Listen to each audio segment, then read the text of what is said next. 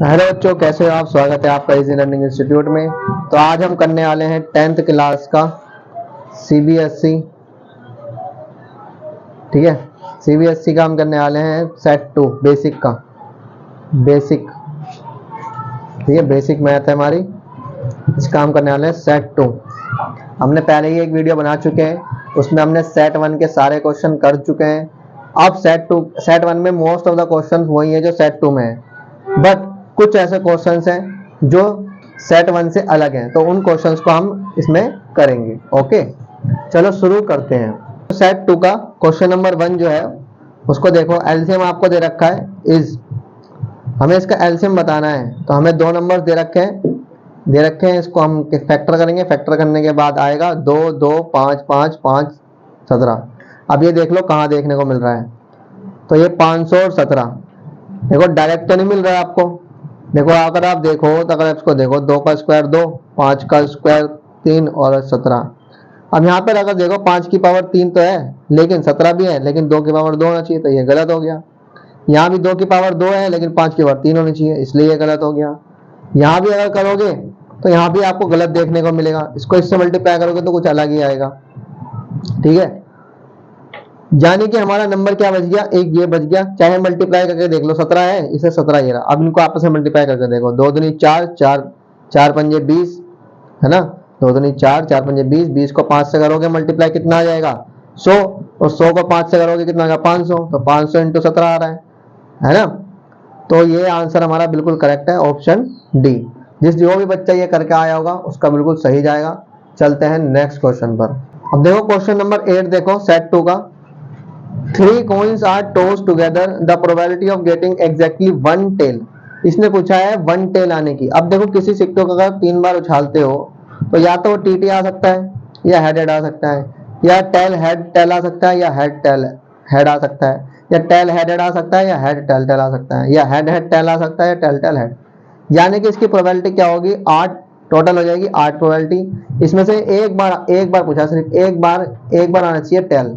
एक बार टेल देख लो कहाँ मिल रहा है, एक बार तो यहाँ मिल रहा है, और एक कहाँ मिल रहा है देखने को, एक यहाँ मिल रहा है। ठीक है, और एक हमारा यहाँ देखने को मिल रहा है। तो हमें टेल कहाँ जगह देखने को मिल रहा है, एक बार 1 2 3 जगह देखने को मिल रहा है, तो 3/8। तो हमारा ऑप्शन या डी सही हो जाएगा।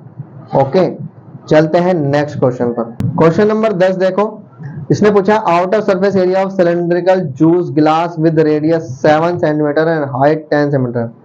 भाई देखो इसने बोला है कि हमें इस जूस का गिलास है, जूस के गिलास का क्या निकालना है, सरफेस एरिया निकालना है। एक जो जूस का गिलास होता है वो ऊपर से क्या रहता है, बंद, खुला, मतलब बंद ही रहता है, और नीचे से भी क्या रहता है, ये बंद रहता है, क्लोज्ड है, और ऊपर से क्या रहता है, ये ओपन। तो हमें क्या करना पड़ेगा, इसमें हमें कर्व सरफेस एरिया लगाते हैं बाहर का निकालने के लिए। तो कर्व सरफेस एरिया तो हम लगाएंगे ही लगाएंगे, साथ में हम इसके बेस का जो एरिया है ये भी जोड़ेंगे, क्योंकि ये बंद है, इसलिए हम बेस एरिया ऑफ सिलेंडर भी जोड़ेंगे। तो सिलेंडर का सरफेस एरिया क्या होता है, कर्व सरफेस एरिया 2πr/h, और इसमें जोड़ देंगे हम क्या, इसका सर्कल का एरिया, क्योंकि नीचे से बंद है ना वो। अब इसमें से कॉमन निकाल लिया हमने, πr कॉमन निकाल लिया, क्या बच गया 2h और r बच गया। पाई की वैल्यू रख दी, r कितना था 7, 2 रख दिया, h कितना था 10, r 7 था। सोल्व करोगे कितना आएगा आपका 594। जिसका ये आंसर आया होगा ये रहा 594, वो बिल्कुल सही जाएगा। जो भी बी ऑप्शन करके आया होगा वो बिल्कुल उसका सही जाएगा। ठीक है बच्चों, आई होप आपको समझ में आ गया हो। चलते हैं नेक्स्ट क्वेश्चन पे। अब क्वेश्चन नंबर 11 देखो आप, on a throw of die, एक हमने डाई को उछाला, of getting 6 is considered success, then probability of losing the game is. देखो ये पूछ रहा है 6 आएगा तो जीतेगा, तो हारने की प्रोबेबिलिटी क्या है। तो हम हार कैसे निकालते हैं भाई, जीतने की प्रोबेबिलिटी क्या हो गई 6, टोटल कितने होते हैं 6, और 6 कितनी बार आएगा, एक बार ही आएगा, तो हम 1 लिख देंगे। तो 1/6 क्या होगा, जीतने की प्रोबेबिलिटी होगी, उसके जीतने की प्रोबेबिलिटी हो गई। तो हारने की क्या होगी, 1 में से माइनस कर दो इसको, कितना आएगा 5/6। तो जिसने 5/6 करके आया होगा वो भाई इसका आंसर बिल्कुल सही जाएगा। तो बच्चों ये समझ में आ गया, जीतने की 1/6 थी, तो हारने की कैसे निकालते हैं हम, 1 में से माइनस कर देते हैं, जीतने वाले को कर दिया माइनस, कितना आया 5/6। और वैसे भी एक बार 6 जीतने की आ रही है, तो बाकी हारने की होगी, है ना। 1 से लेकर 5 तक क्या होगी, हारने की होगी। 5/6 वैसे ही पता चल रहा है। चलते हैं नेक्स्ट क्वेश्चन पर। क्वेश्चन नंबर 23 देखो बच्चों, इन्हें ट्रायंगल एबीसी नाम का एक ट्रायंगल है, ए बी सी, ठीक है। एंगल ए पर 90 डिग्री है, तो एंगल ए पर 90 मान लिया। इसने बोला है tan c √3 है, ठीक है, यानी कि tan c, c क्या है ये, है ना। अब tan c, अब तुम्हें आपको पता है पाकिस्तान भूखा प्यासा, हिंदुस्तान हरा भरा, तो tan क्या होता है हमारा, tan ये होता है परपेंडिकुलर ऑन बेस। और अगर इसने बोला है c पर क्या है, √3 है ना। अब √3 की वैल्यू क्या होती है tan थीटा पे, भाई tan बोला ना, tan थीटा पे √3 की वैल्यू क्या था, 60।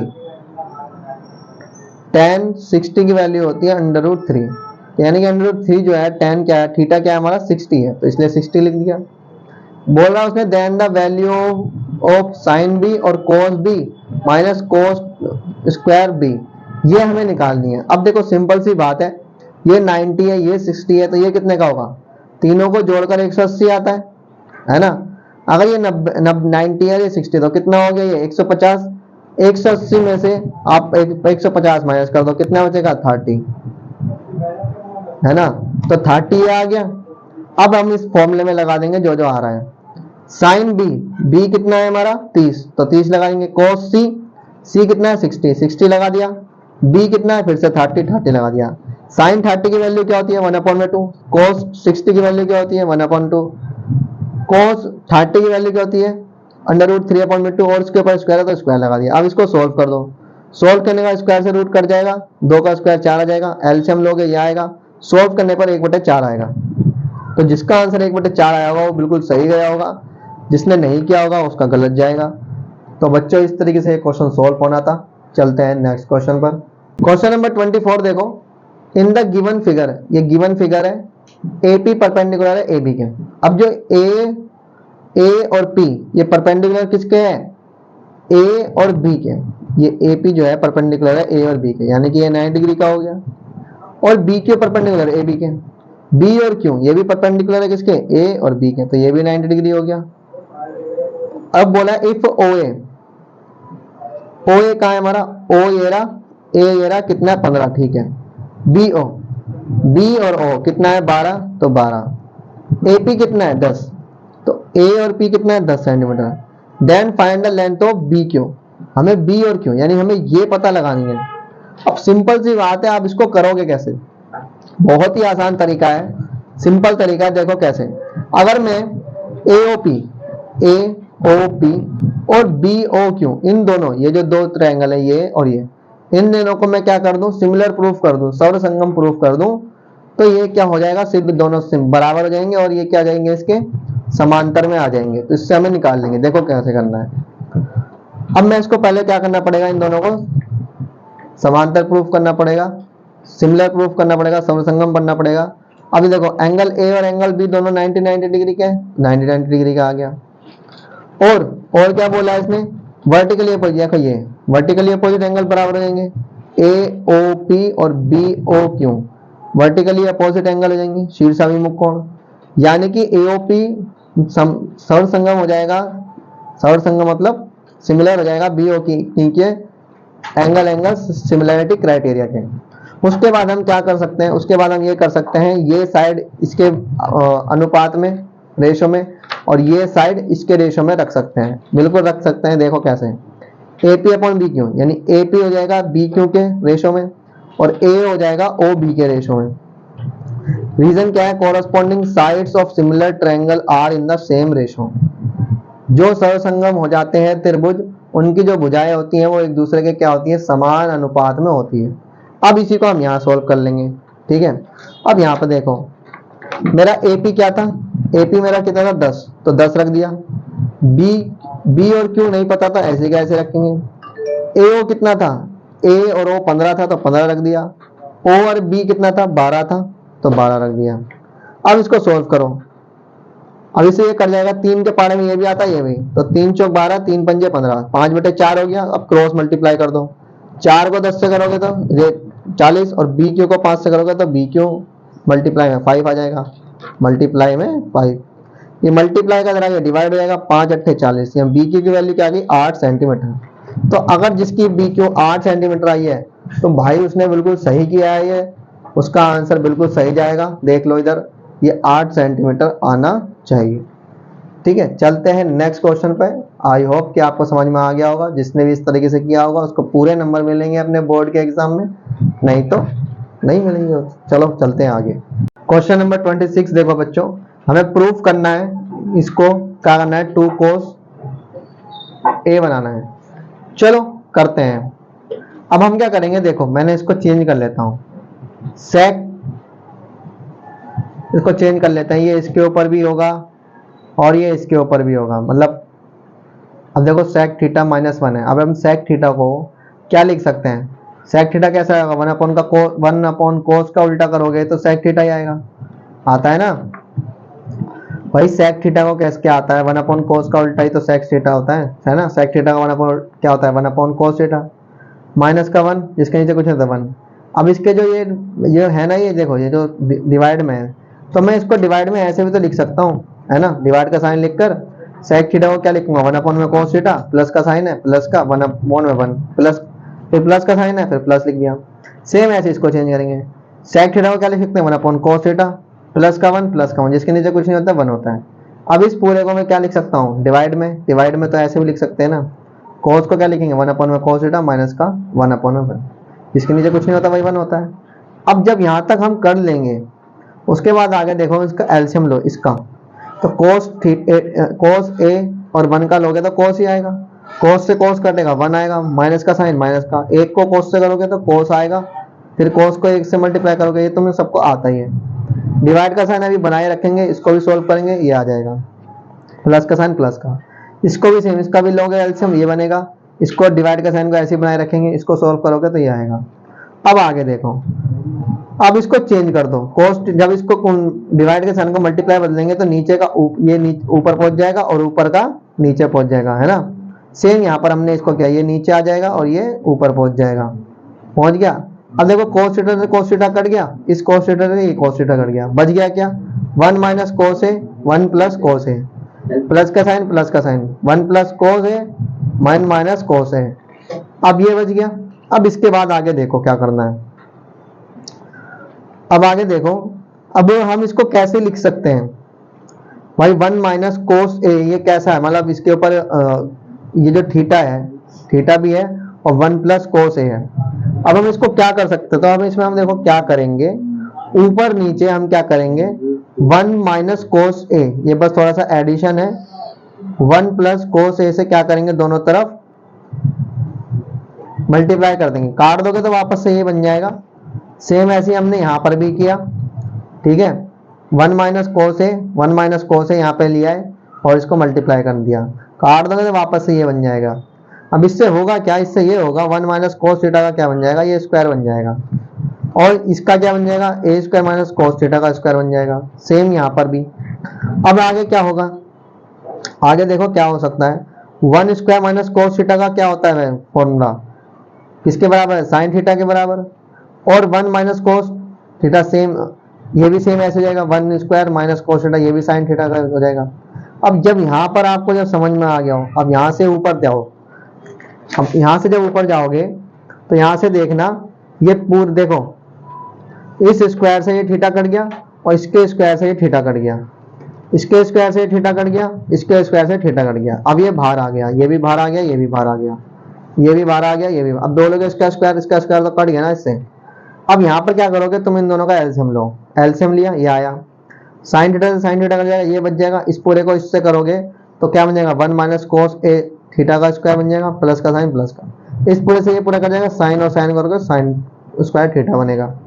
अब आगे देखो, अब इसको आप खोल दो, क्या फॉर्मूला बन रहा है, ए का स्क्वायर प्लस बी का स्क्वायर माइनस 2ab वाला बन रहा है, लगा दो, ए का स्क्वायर ए यही आएगा, प्लस कोस ए थीटा का स्क्वायर माइनस 2 कोस थीटा ए, साइन है ही।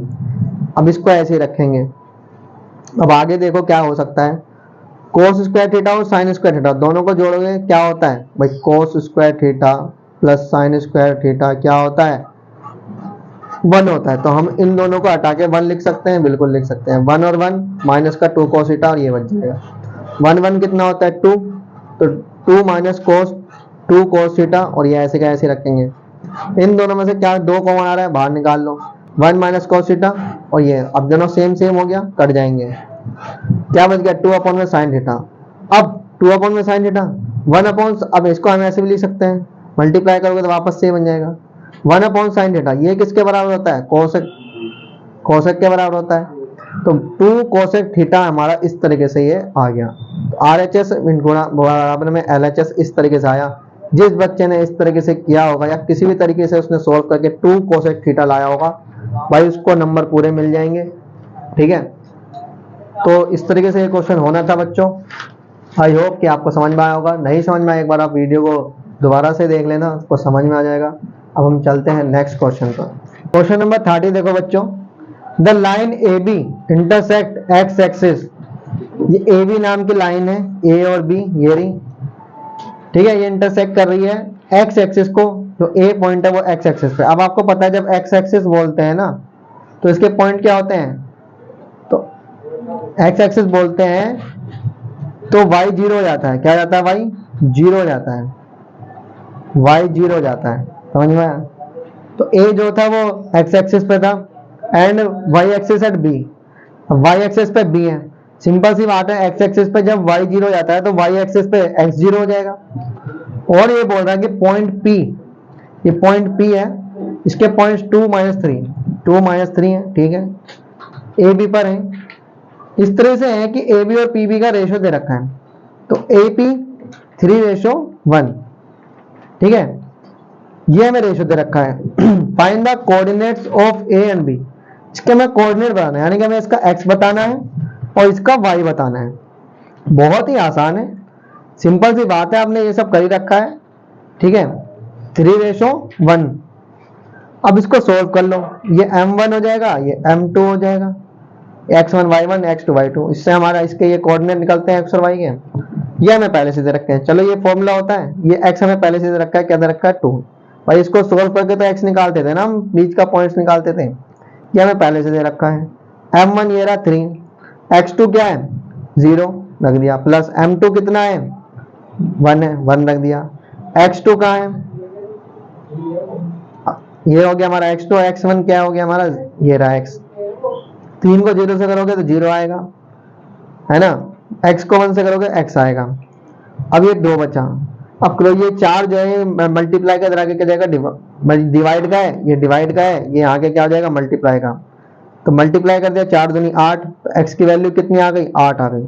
यानी कि ये जो x आ गया हमारा 8 आ गया निकल के, कोऑर्डिनेट निकल के आ गया। अब ऐसे ही y का निकालेंगे, तो y का भी बड़े आसानी से ऐसे निकालेंगे। y हमें कितना दे रखा है -3, देख लो ये हमें -3 दे रखा है ना भाई, बस ये हमें पहले से निकाल के दे रखा है। m1 हमारा 3 है, y2 हमारा y है, m2 हमारा 1 है, y1 क्या है 0 है। m1 प्लस m2 कितना हो गया 3 और 1 4। 3 को y से करोगे 3y, 1 को 0 से करोगे 0, वैल्यू खत्म इसकी, ये यहीं पे खत्म। ये क्या है डिवाइड का है, इधर आगे क्या जाएगा मल्टीप्लाई का। 4 दिया, नहीं भी करो तो ऐसे ही रहने दो, इसको ऐसे ही रहने दो। इस ये क्या है मल्टीप्लाई का, इधर आगे क्या जाएगा डिवाइड। 3 से 3 कट गया, क्या बच गया माइनस और 4। तो 4 को अब 1 पाएगा, 4 एकम 4, माइनस का 4 आ जाएगा, तो y आ गया हमारा 4। तो हमारा ये देखो a कोऑर्डिनेट 8 और 0, और b जो होगा वो 0 -4। तो इस तरीके से ये x ये हमारा y, ये हमारा x, ये हमारा y। ये कोऑर्डिनेट निकलने थे, अगर ये जिसके आए होंगे उसका बिल्कुल आंसर सही गया होगा, इसके नहीं आए होंगे भाई उसका गलत गया होगा। ठीक है बच्चों, तो आई होप कि आपको समझ में आया होगा। चलते हैं हम नेक्स्ट क्वेश्चन पे। तो बच्चों हम करने वाले हैं 32 क्वेश्चन, ध्यान से देखना इसको। O is the centre of the circle. देखो ये O है ना, ये सेंटर है किसका, इस सर्कल का। ये सर्कल है, इसका सेंटर का ये देखो ये है O। ये कह रहा है इफ AC 28 सेंटीमीटर है। अब देखो AC का है, A ये रहा और C ये रहा, तो AC कितना 28 सेंटीमीटर। ठीक है, ये हमारा कितना है 28 सेंटीमीटर है। ओके, और बोल रहा है BC है 21 सेंटीमीटर। अब B और C है रहा, देखो B है रहा और C है रहा, 21 सेंटीमीटर है ये। और बोल रहा है BOD 90 डिग्री है, BOD ये है हमारा 90 डिग्री। कितने का है ये 90 डिग्री का है हमारा। ठीक है। एंड BOC 30 डिग्री, BOC ये कितना है 30 डिग्री, और BOC 30 डिग्री है ना, BOC ये 30 डिग्री दे रखा है ये वाला कौन। इसने बोला then find the area of the shaded region given in the figure. देखो ये शेडेड होगा ना, ये जो हमारे पास है ये हमें निकालना है। और देखो ये तो बहुत आसान है निकालना, ये BOC ये तो BOD ये निकालना बहुत आसान है। कैसे आसान है, देखो ये तो निकल ही जाएगा, लेकिन अब आप ये देखो, अगर मुझे ये निकालना है, ये देखो AOB, ध्यान से देखना, ये AOB, इस पूरे को देखो। आपने ये पढ़ा होगा कि एक सर्कल होता है ना, अभी हमने पढ़ा था 10th चैप्टर में ना, है ना, सर्कल वाले चैप्टर में। तो ये इस तरीके से जो बना होता है वो 90 डिग्री का होता है। क्यों होता है, क्योंकि ये जो कोण होता है ये इसका दुगना होता है। देखो और समझाता हूं, ये जो कोण होता है ये इस वाले का कितना होता है, दुगना होता है। ये कितने का है, 180 का है, तो ये क्या होगा इसका आधा, ये 180 है तो यानी कि 90 का होगा। सेम ऐसी ये क्या हो जाएगा हमारा 90 का हो जाएगा, ये वाला कोण 90 जाएगा। अब 90 में ये देखो ये हमें दे रखा है, ये हमें दे रखा है A और B चाहिए था, तो ये भाई 90 है तो ये क्या हो जाएगा हमारा, ये हो जाएगा हमारा लंब यानी कि परपेंडिकुलर। ये क्या हो जाएगा हमारा बेस यानी कि आधार, और ये क्या हो जाएगा A और B क्या हो जाएगा, ये हमारा कण हो जाएगा, हाइपोटेन्यूस हो जाएगा, हाइपोटेन्यूस हो जाएगा। इसको निकालने का तरीका ये देखो, ABC एक ट्रायंगल है, AB का स्क्वायर किसके बराबर है, BC और AC के स्क्वायर के बराबर है। BC कितना है 21 और A और C कितना है 28, तो BC का स्क्वायर है 21 है, ये रहा 28, 21 का स्क्वायर 441, 28 का स्क्वायर 784, दोनों को जोड़ोगे 1225, 1225 किसका स्क्वायर होता है 35 का स्क्वायर होता है। किसका होता है 35 का, चाहे तो करके देख लेना, निकाल लेना, यानी कि हमारा A और B आ गया निकल कर। अब एरिया ऑफ शेडेड रीजन, अब ये देखो एरिया हम ऑफ शेडेड रीजन हम कैसे निकालेंगे, area of half circle minus area of triangle ABC। Area of half circle, देखो ये पूरा सर्कल है, ये यहां से देखो ये पूरा क्या है आधा सर्कल है। अगर इस पूरे में से मैं ये घटा दूं, ये पूरा घटा दूं, तो ये और ये निकल के आ जाएगा। सेम ऐसे यही करना है, और इसके अंदर हम क्या जोड़ देंगे, DOB जोड़ देंगे, है ना, एरिया ऑफ सेक्टर। ये क्या बन रहा है, सेक्टर बन रहा है, तो DOB का एरिया जोड़ देंगे इसमें, तो हमारे पास निकल जाएगा ये और ये निकल जाएगा। समझ में आया, देखो फिर समझा रहा हूँ, ये क्या है आधा सर्कल है, इस आधे सर्कल में से अगर ये मैं ट्रायंगल ये ट्रायंगल का एरिया घटा दूंगा तो ये और ये आ जाएगा, और ये में इसका एरिया जोड़ दूंगा तो एरिया ऑफ शेडेड रीजन निकल जाएगा। तो मैंने यही किया, एरिया ऑफ हाफ सर्कल में से माइनस कर दिया एरिया ऑफ ABC और प्लस कर दिया एरिया ऑफ सेक्टर DOB, ये रहा DOB एरिया ऑफ सेक्टर में प्लस कर दिया। चलो करते हैं, एरिया ऑफ हाफ सर्कल क्या होता है, ये है पाई स्क्वायर अपॉन में 2 minus area of triangle ABC 1 upon में 2 बेस गुणा height plus area of DOB theta upon में 360 पाई आर स्क्वायर। अब पाई आर स्क्वायर को लगाएंगे पाई बटे 22/7, आर कितना है, अब देखो आर क्या होगा, A और B क्या हो जाएगा डायमीटर, है ना, A और B क्या है डायमीटर, जो हमारा क्या निकला था 35। अब डायमीटर अगर क्या है 35 है तो R कितना होगा, इसका आधा कर देंगे, यही आएगा ना। तो यही हमने रखा 35/2, R का स्क्वायर है, इसके लिए दो बार लिखा। ये क्या लिख दिया हमने, इस तरीके से भी लिख सकते हैं डिवाइडेड में, है ना, माइनस का साइन 1/2 1/2। बेस क्या है हमारा, अब ये देखो ट्रायंगल था ABC, इसका बेस क्या था 21 और हाइट क्या थी 28, तो हमने रख दिया 21 और 28। थीटा क्या था, अब ये DOB का सेक्टर देखो area of sector DOB, theta क्या था 90, तो हमने 90 रखा, 90 अपॉन में 360 पाई और R का स्क्वायर। अब जब आप इसको सोल्व करोगे, सोल्व करने के बाद आपका आंसर क्या आना चाहिए, आपका या तो आंसर ये आना चाहिए या आपका आंसर ये आना चाहिए, ठीक है। तो जिसका ये आंसर आया होगा भाई उसका बिल्कुल सही जाएगा, जिसका नहीं आया होगा उसका नहीं जाएगा। आप देख लीजिए मैंने किस तरह से सोल्व कर रखा है, ये पूरा सोल्व हो रखा है, ये पूरा सोल्व हो रखा है, यहाँ से सोल्व होता हुआ ये पूरा आ रहा है। यहाँ पे भी एलसीएम ले लेना, एलसीएम लेने के बाद ये बनेगी, प्लस माइनस करना, ये आ जाएगा, डिवाइड करना, इस तरीके से होगा, पूरा डिवाइड कर दोगे तो ये आ जाएगा, ठीक है। तो इस तरीके से कर लेना। ये क्या है, मिक्स्ड फ्रैक्शन में है, मिक्स्ड फ्रैक्शन में है, और ये पूरा कंप्लीट आंसर है, ठीक है, डेसिमल में। तो इस तरीके से जिसका आंसर आया होगा वो बिल्कुल सही जाएगा, जिसका नहीं आया होगा भाई वो गलत जाएगा। चलते हैं हम नेक्स्ट क्वेश्चन में बच्चों। क्वेश्चन नंबर 35 देखो, लास्ट क्वेश्चन है तुम्हारा। In A P if S N हमारा ये है, then find the first term of, first term बतानी है। फर्स्ट टर्म क्या होती है, ए, और कॉमन डिफरेंस यानी कि हमें बताना डी, और हमें एपी लिखनी है। Which term of AP is 107, और हमें ये बताना है कि कौन सी ऐसी टर्म है जो 107 है, ठीक है। चलो सॉल्व करते हैं। अब हमने क्या किया था, n को 1 मान लो। अगर हम n को 1 मानेंगे तो n की जगह 1 रख दिया, सॉल्व करेंगे 3 आया। अब n को 2 रखेंगे, सॉल्व करेंगे 14 आया। अब n को हम 3 रखेंगे तो सॉल्व करके ये आएगा। ये हमारी बन गई एपी, ठीक है। a क्या हो गया 1 और d क्या हो गया 11, है ना।